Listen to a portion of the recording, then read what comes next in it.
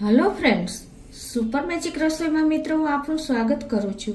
આજે હું મેથીના ગોટાની રેસીપી તમારી સાથે શેર કરું છું, જે પરફેક્ટ મેજરમેન્ટ સાથે અને પરફેક્ટ ટિપ્સ સાથે તમારા ગોટા મેથીના ગોટા જે બહાર આપણે કંદોઈ પાસેથી મળે છે ને આપણને બહાર ખાવાનો ચસ્કો લાગે છે ને એવા જ પરફેક્ટ બનશે, એવા જ જાળીદાર સોફ્ટ અને તમને ગળામાં પણ ડુચેરો ન વળે ને એવા સોફ્ટ બનશે મિત્રો।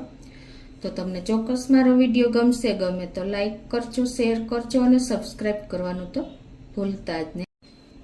તો હવે એના ઇન્ગ્રેડિયન્ટમાં મિત્રો અત્યારે જો આપણે ચણાનું લોટ એટલે કે બેસન લીધું છે, ધાણા ભાજી છે, મેથી છે, મરચા ઝીણા કટકી કરેલી છે, લીંબુ છે, મીઠું છે, મરી છે, પછી ધાણા છે આખા અને સોડા છે, પાણી છે, તેલ છે અને હિંગ લેશું આપણે।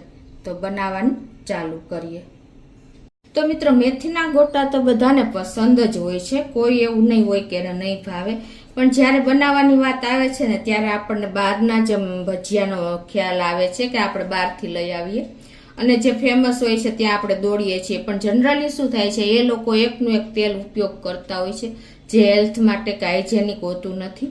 તો આપણે ઘરે બનાવવા માટે હું તમને આજે પરફેક્ટ મેજરમેન્ટ, તમારા ભજીયા જો તેલ પીતા હશે, તમારા ભજીયા સ્પોન્જી કે સોફ્ટ ન થતા હોય અને તમારા ભજીયા લાલ થઈ જતા હોય, ઠંડા થયા પછી ગળામાં એકદમ તમને ફસાતા હોય, આ બધા પ્રોબ્લેમનું સોલ્યુશન આજે હું તમારી સાથે શેર કરું છું મિત્રો। ગમે એવા દાંત વગરના માણસો હશે ને એ પણ સડસડાટ ગળે ઉતારી જશે ને એટલા સોફ્ટ અને એકદમ સ્પોન્જી બનશે। તો પહેલા તો આપણે ભજીયા માટે જો આપણે 1 ચમચી જેવા આપણે મરીના દાણા લેશું, તીખા મરી એટલે, અને 1 ચમચી આપણે આખા ધાણા લેશું અને એને આપણે અધકચરા આ રીતે ટોચી લેશું। તો આ રીતે જો આપણે એને અધકચરા ટોચી લીધા છે। હવે આ બાજુ આપણે જે 2 કપ બેસન લીધું છે એને આપણે હંમેશા ભજીયા ગમે તે આપણે કરીને બેસનની આઈટમ તો હંમેશા ચાળીને લેવાની। તો આ રીતે આપણે ચાળી લેશું। તો આ રીતે જો આપણે ચણાનો લોટ ચાળી લીધો છે। હવે એમાં આપણે જે ધાણા અને મરી ખાંડા છે એ નાખી દેશું। આમાં ધાણા મરીનો ટેસ્ટ બહુ સરસ લાગે છે અને 1/4 ટીસ્પૂન હિંગ નાખી દેશું અને ટેસ્ટ એકોર્ડિંગ 1 ટીસ્પૂન જેવું આપણે મીઠું પણ નાખી દેશું। જો તમે ખાંડ નાખતા હો તો નાખી શકો છો, અત્યારે હું ખાંડ કે હળદર કોઈ પણ ન નાખાય, કેમ કે તમે હળદર નાખશો અને સોડાનો ઉપયોગ કરશો ને તો ભજીયા લાલ થઈ જશે। હવે આ બધું મિક્સ કર્યા પછી આપણે ફક્ત જુઓ મિત્રો, હું તમને બધી ટિપ્સ જ બતાવું છું કે ફક્ત આપણે આ આંગળીઓથી જ હુંફાળા પાણીથી લોટ બાંધવાનો છે એટલે આપણા ભજીયા એકદમ સોફ્ટ થશે। આપણે એને બહુ આમ પ્રેશર કરીને નથી કરવાનો, હળવા હાથે અને આંગળીઓની મદદથી ખાલી આપણે આમ ભેગો જ કરવાનો છે અને જોઈએ એમ આપણે આમ પાણી નાખતા જાશું એટલે તમારા ભજીયા ક્યારેય કઠણ નહીં થાય, એકદમ જાળીદાર અને સોફ્ટ બનશે। આ રીતે આપણે એને મિક્સ કરશું અને પાણીનો ઉપયોગ આપણે હંમેશા જો હુંફાળો જ લેવાનો છે। આ રીતે જો આપણે આંગળીએથી જ લોટ ભેગો કર્યો છે, એનું કારણ એ છે કે જો તમે એકદમ પ્રેશરથી કરશો ને તો તમારા ભજીયા એકદમ કઠણ થશે અને આ રીતે તમે જો ગરમ સેજ હુંફાળું પાણી અને આંગળીઓથી ભેગું કરશો ને તો તમારા ભજીયા લાંબો સમય સુધી એવા ને એવા સોફ્ટ રહેશે। હવે આને આપણે 2 થી 3 મિનિટ સાઈડ ઉપર રાખી દેશું અને આ બાજુ આપણે તેલ ગરમ કરવા મૂકી દેશું એક પેનમાં। 2 થી 3 મિનિટ થઈ ગઈ છે। હવે આમાં આપણે બધા લીલા મસાલા કરી લેશું। મેથીના ગોટા છે તો મેથી તો હોય જ, તો અત્યારે આપણે આ 2 કપ લોટ લીધો છે ને તો આપણે અડધાથી પોણો કપ મેથી લેવાની છે। આપણે જેટલો લોટ લીધો હોય ને એનાથી અડધાથી અડધી મેથી લેવાની છે, ખાસ નોટ કરજો મિત્રો। અત્યારે હું અડધાથી પોણો કપ જેવી મેથી લઉં છું અને પછી આપણે જો મેથી તમારી વધારે હશે ને તો પણ આપણા ગોટા તેલ પી જાય છે। તમે આવી નાની નાની બાબત ખાસ નોટ કરજો અને આપણે તીખાસ પ્રમાણે જે ખાતા હોય એ પ્રમાણે અત્યારે મેં મરચાં લીધા છે, 3 થી 4 મરચાંની આવી નાની કટકી કરી લીધી છે અને આપણે મુઠ્ઠી જેવી ધાણા ભાજી લેશું। એટલે ખાસ તમે નોટ કરજો કે પરફેક્ટ મેજરમેન્ટ સાથે જ હું તમને આ મેથીના ગોટા બતાવું છું। આ રીતે જો તમે ભાજીનું પ્રમાણ રાખશો ને તો ક્યારેય તમારા ગોટા તેલ નહીં પીવે અને એકદમ સરસ આવી રીતે તમે આંગળીઓથી લોટ બાંધ્યો હશે ને તો ક્યારેય તમારા ભજીયા કઠણ પણ નહીં થાય ગોટા, અને એકદમ સોફ્ટ થશે. અને હવે આમાં આપણે 1/4 ટીસ્પૂન જેટલો ખાવાનો સોડા નાખી દેશું. ખાવાનો સોડા જો તમારો વધારે થશે ને તો પણ તમારા ભજીયા તેલ પી જાય છે મિત્રો, અને વધારે આપણને પહેલાં સોગી લાગે છે. તો અત્યારે 2 કપ લોટ સામે આપણે 1/4 ટીસ્પૂન જ આપણે ખાવાનો સોડા નાખવાનો છે, અને આપણે 3 થી 4 ચમચી જેવું તેલ નાખી દેશું. આ બાજુ આપણે ગરમ તેલ મૂકી દીધું છે, એ જ લઈ લેશું. તેલથી શું થશે કે તમારે ભજીયા ઠંડા થયા પછી પણ ગળામાં ડૂચેડો નહીં વળે અને એકદમ સોફ્ટ રહેશે. એટલે આ પણ તમે ખાસ નોટ કરજો. અને હવે લાસ્ટમાં આપણે જાળીદાર ભજીયા બનાવવા માટે શું કરવાનું છે, સોડા માથે જ આપણે 1 લીંબુનો રસ નાખી દેશું. એટલે આપણા ભજીયા એકદમ જાળીદાર અને બાર જેવા જ બનશે. આવી નાની નાની ટિપ્સ હું તમને આ વિડીયોમાં શેર કરી છે. જે બિગનર્સ લોકો છે, જેના ભજીયા એકદમ બાર જેવા નથી બનતા મેથીના ગોટા, એને ખાસ આ નાની નાની ટિપ્સ તમે એન્ડ સુધી જોડાયેલા રહીને જોજો મિત્રો. તો આ રીતે આપણે 1 લીંબુનો રસ નાખી દીધો છે, અને હવે આપણે આ બધું હળવા હાથે જ પાછું મિક્સ કરી લેશું. અને જોઈને તો આપણે પાણી નાખશું.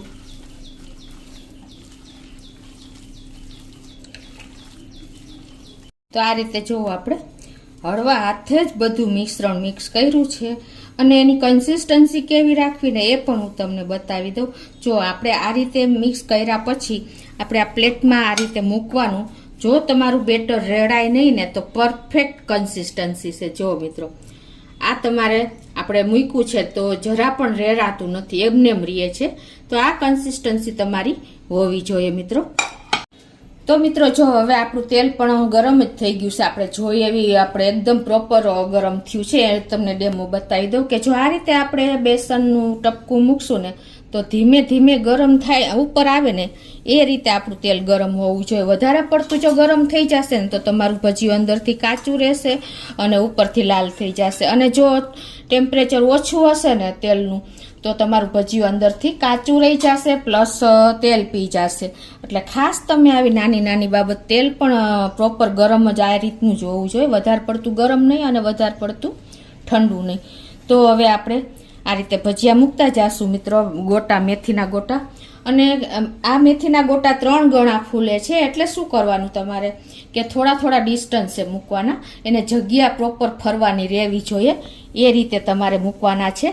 જો આ રીતે તમે મૂકતા જશો ને એટલે ધીમે ધીમે તમારા ભજીયા ઉપર આવતા જશે, ઓટોમેટિક ભજીયા ઉપર આવી જશે. તમારે એને ટચ કરવું નહીં પડે, એની મેળા એ ઉલટ પુલટ થઈ જાય છે. જો તમને ખ્યાલ આવી જતો હશે. એટલે આમાં બધું તમારે પરફેક્ટ મેં તમને ટીપ આપી છે કે સોડાનું પ્રમાણ કેટલું રાખવાનું, પછી તમારે ટેમ્પરેચર કેટલું તેલનું રાખવાનું, ગેસની ફ્લેમ અત્યારે સ્લો ટુ મીડિયમ રાખી છે, અને આપણે સોડાનો ઉપયોગ કેટલા પરફેક્ટ મેજરમેન્ટ પણ મેં તમને બતાવી દીધું છે.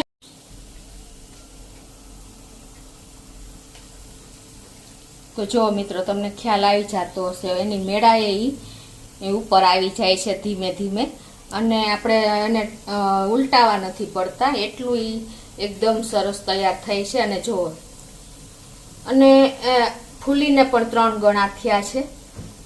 તો આ રીતે તમારે જેટલી જગ્યા હોય એ પ્રમાણે તમારે ગોટા મૂકતા જવાના છે. અને અત્યારે ગેસની ફ્લેમ સ્લો ટુ મીડિયમ જ આપણે રાખી છે. હવે આને આપણે આ રીતે જો એની મેળા એ ટર્ન થઈ જાય છે. હવે આપણે જો બધા ઉપર આવી ગયા છે ત્યારે આપણે જારેથી એને આ રીતે ઉલટ પુલટ કરવાના છે. અને આ રીતે તમારે 1 થી 2 મિનિટ થશે સ્લો ટુ મીડિયમ ફ્લેમ ઉપર.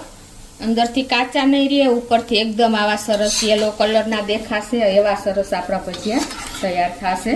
જો તમે આ પરફેક્ટ મેજરમેન્ટ રાખશો, પરફેક્ટ મેં તમને ટીપ બતાવી બધી તમે ફોલો કરશો ને તો તમારે ક્યારેય ભજીયા લેવા, મેથીના ગોટા લેવા માટે બહાર નહીં દોડવું પડે.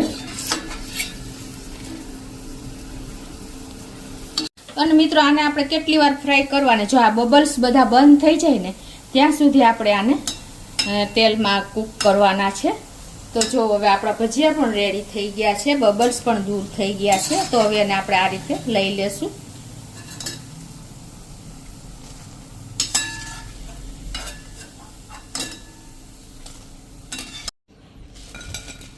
તો જુઓ મિત્રો, એકદમ આપણા સોફેસ્ટિક ભજીયા તૈયાર થયા છે. કલર પણ રેડ નથી થયો અને એકદમ તમને બતાવી પણ દઉં કે કઈ રીતના આપણા ભજીયા તૈયાર થયા છે.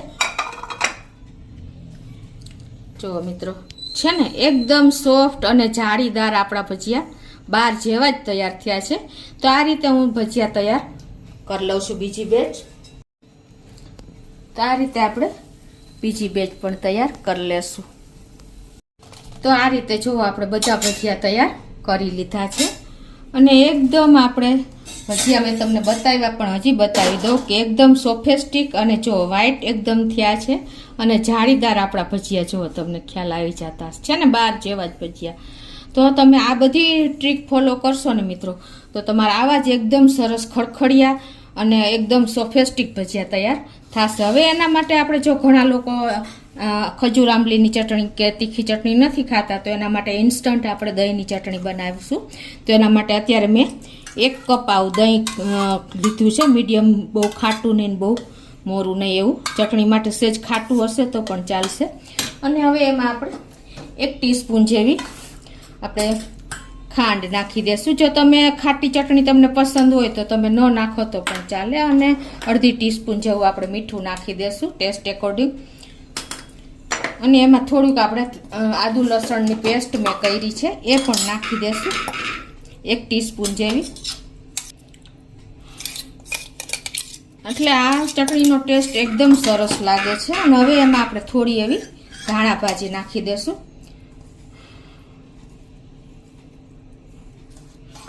અને હવે આને આપણે સરસ મિક્સ કરી લેશું. આને તમારે બ્લેન્ડર નથી કરવાની કેમ કે તો એકદમ આપણી દરદરી આવી ચટણી નહીં રહે. આનો ટેસ્ટ બહુ સરસ લાગે છે ઓરિજિનલ આવી રીતે. તો આપણે દહીંની ચટણી પણ સરસ તૈયાર છે મિત્રો. તો મિત્રો આપણે દહીંની ચટણી સાથે એકદમ ટેસ્ટી લાગે છે આ મેથીના ગોટા. તમે મેં જે ટીપ બતાવી ને એ બધી તમે ફોલો કરશો ને તો તમારા મેથીના ગોટામાં ક્યારેય તેલ નહીં ચડે. એકદમ સોફ્ટ અને સડસડાટ દાંત વગરના માણસોને પણ ગળે ઉતરી જાય ને એવા સ્પોન્જી થયા છે મિત્રો. અને આ રીતે તમે તેલ, સોડા અને મેથી ભાજીનું પ્રમાણ રાખશો ને તો તમારા ભજીયા એવરગ્રીન રહેશે. તમારે ક્યારેય બહાર નહીં દોડવું પડે. તો તમને ચોક્કસ મારો મેથીના ગોટાનો વિડીયો ગમે તો લાઈક કરજો, શેર કરજો અને સબસ્ક્રાઈબ કરવાનું તો ભૂલતા જ નહીં.